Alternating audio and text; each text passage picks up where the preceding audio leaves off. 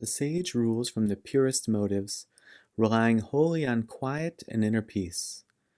He watches the seasons rise and fall, and if he knows how things grow, he knows they are fed by their roots, and they return to their roots to grow and flower and flow. Everything must have its roots, and the tendrils work quietly underground.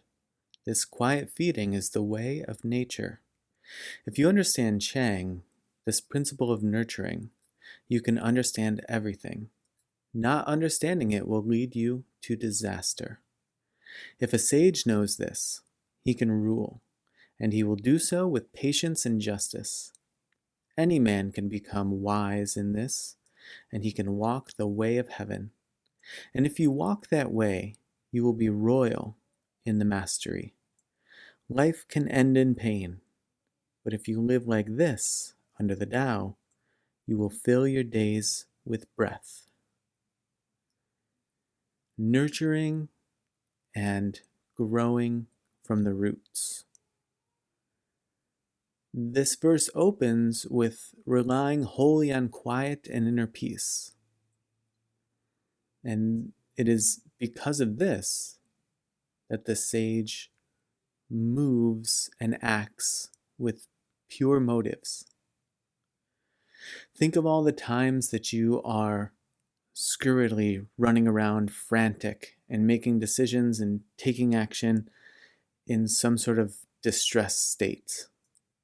And all of the challenges that are brought about and arise simply because there was no inkling to take the time to get quiet, find some inner peace, and then act from there. This is how the sage moves in a pure fashion.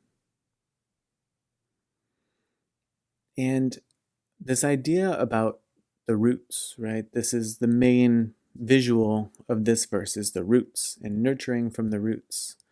And the roots, that from which you are grounded, there's a nurturing quality to the things that ground you in an intangible sense.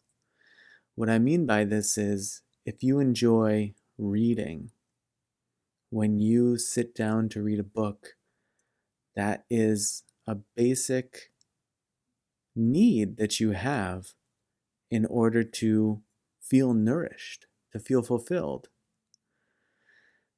This can expand out into many different things. It could be running or exercising. It could be playing video games. It could be watching movies. But there are root-based things that nurture us.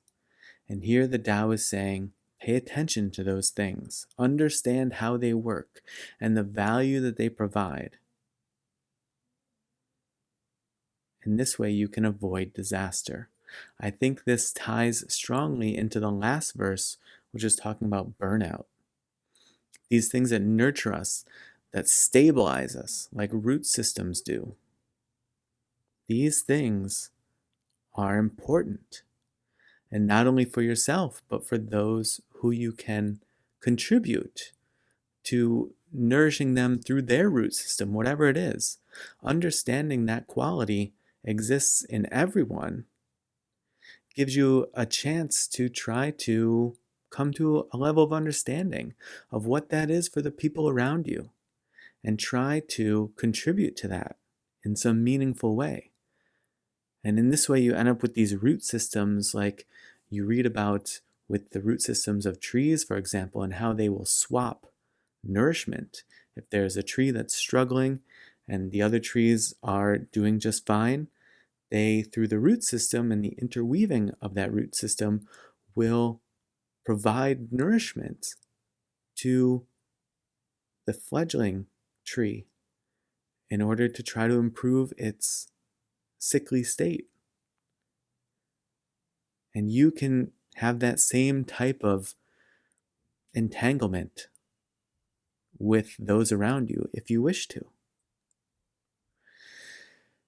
And it is from a place of feeling nourished and having a sense of inner peace and tranquility, that you will find patience, and that you will find the ability to be more just, and that you will find a way to walk that feels like pure mastery.